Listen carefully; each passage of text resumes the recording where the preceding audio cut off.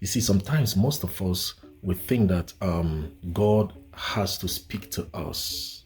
Like you have to hear his voice telling you to do something before you know he's directing you to do it. I just want to tell you this. If you understand this, it's going to help you. It's going to really, really help you. It took me so many years to get this. It took me quite, let me say, about 20 years to understand what I'm just telling you right now. So I wanted to pay attention to what I'm about to say. See, talking about divine direction, you must not have a dream or see a vision or have a prophet prophesy to you before you know that God is speaking to you. Let me tell you the simplest way God can lead you. Very simple. If you get this, it's going to help you. It's going to save you a lot of stress if you understand what I'm about to tell you about divine direction. Of course, you know that divine direction is your greatest asset in the journey of life. If you don't have a divine direction in something, don't do it. You're going to regret it. If God is not leading you to do it and you do it, you're going to regret it. So I want to tell you something very important about divine direction. What I'm about to tell you is this: God doesn't have to speak to you. God doesn't have to show you a vision. God doesn't have to show you a dream. Now, it's okay for God to speak to you. I crave to hear the voice of God daily. I really love to hear God talk to me. Like, I love the voice of God. But I have learned that when it comes to sensitive decisions in life, God doesn't always speak to me. I have observed it.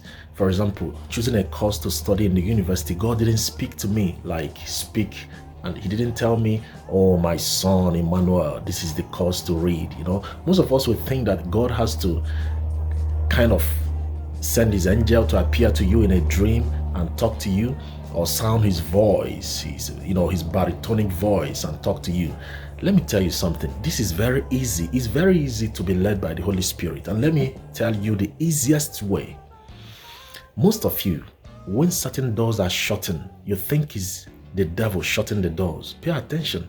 The Bible said that all things work together for good. So when you are taking a step and you observe that the more you push to have that door open, the more the door is closing against you. And now you don't have peace about that decision. You are forcing it. You are struggling with that decision. You are almost having nightmares with that decision. People are telling you, that they don't think this is for you. Your family members are telling you, your friends are telling you, I don't think this is for you. And you don't have peace about it. You are forcing a certain door to open and it's not opening. And you don't know why the door is not opening. And sometimes some of us think it's the devil. Sometimes some people think it's the devil shutting the door.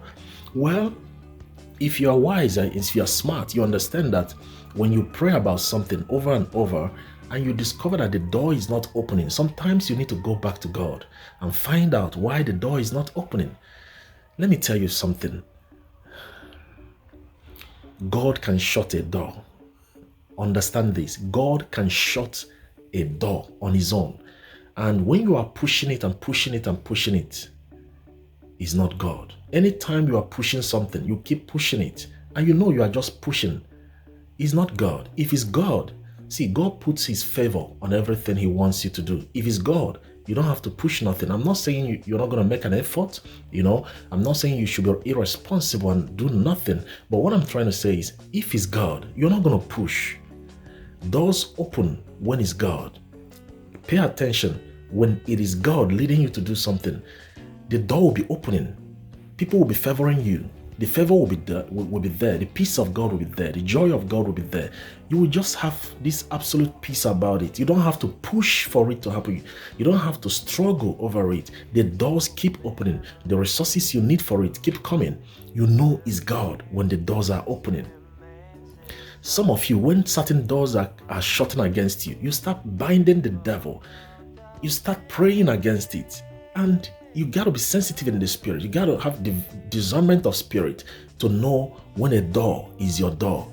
To know when a door is your door. It's wisdom to know when a door is your door. When you are struggling to open the door, it's not your door. If you keep trying to convince somebody or trying to convince somebody to accept and to listen to you, to do what you want to be done, you don't need to push when it is God. Now let me finalize with this. The ultimate way God will lead you is that sometimes when he notices, when he observes that you don't know his voice, or you've not discerned his voice, when God discovered that, I'm checking my time, sorry. Now, when God discovers that you've not mastered his voice, this is what he's going to do. Sometimes he's going to allow you to try every other thing. He's going to allow you. He's going to let you. He will be patient. One thing about God is that he will be patient with you. You will try other things and you observe that it didn't work. Now, when he's allowing you to try those things, he'll be protecting you from making fatal mistakes. He will try to protect you from doing something that is stupid, that will mess up your life. While allowing you to explore your options, he's protecting you so you don't make fatal mistakes. Now, when you observe that no other door is opening, you are left with one door. I want you to pay attention. When you are left with one option, when every other option didn't work, you've tried every other thing and it didn't work, and you are left with one option, I can tell you that one option is the will of God.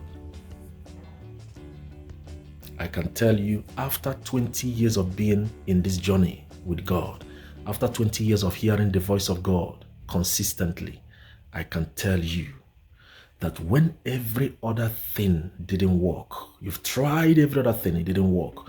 You've cried, you've fasted, you've tried everything. You've wasted your resources on every other thing, it didn't work. You are left with one option. And sometimes that option doesn't look attractive to you in your human imagination. It might not look like what you want to do. It might not look like sometimes it's the very thing that you ignore, it's the very thing that you neglect, it's the very thing that you think that it can't be this. That thing you neglect, that option that is left, is always the right option. When every other thing didn't work, try the last option. And that last option is the one you neglect. That one you think that is not the one. That one you think, the door you think is not the door. The business you think is not the one. The idea you think is not the right idea. Sometimes it is the right idea. So this is the easiest way. Now, I'm not telling you to go and start making mistakes to see the one that is, I'm just letting you know. You've tried every other thing and you observe that this idea didn't work. This idea didn't work. That one didn't work. This didn't work. This didn't work. I've tried to get admission into this school, it didn't work. I've tried to get here, it didn't work. I've tried over there, it didn't work. I've tried to buy this house, it didn't work. I've tried to buy the other house, it didn't work. I've tried to move out of LA to Texas. I've tried everything. I'm left with one idea, one business idea, one decision left.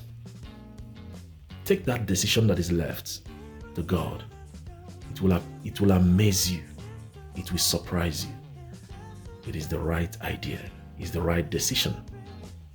So this is the easiest way. Now, when you don't have the peace of God about the idea, hold on. Sometimes it means, there's something I learned. Some of you, when you don't have a peace of God about something, you think it's not the will of God. Sometimes it means it's the will of God, but it's not yet time.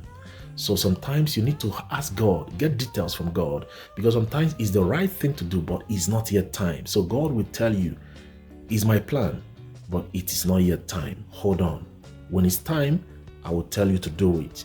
So please, I just want to encourage you with this word. I hope it helps you. When a door is shutting against you, when a particular door is shutting consistently, it is not your door. Let it go. If you push it open, it's going to hurt you. It's devil's trap. It's devil's trap. It is devil's trap. Let it go. God bless you. My name is Emmanuel, and this is The Secret Place TV.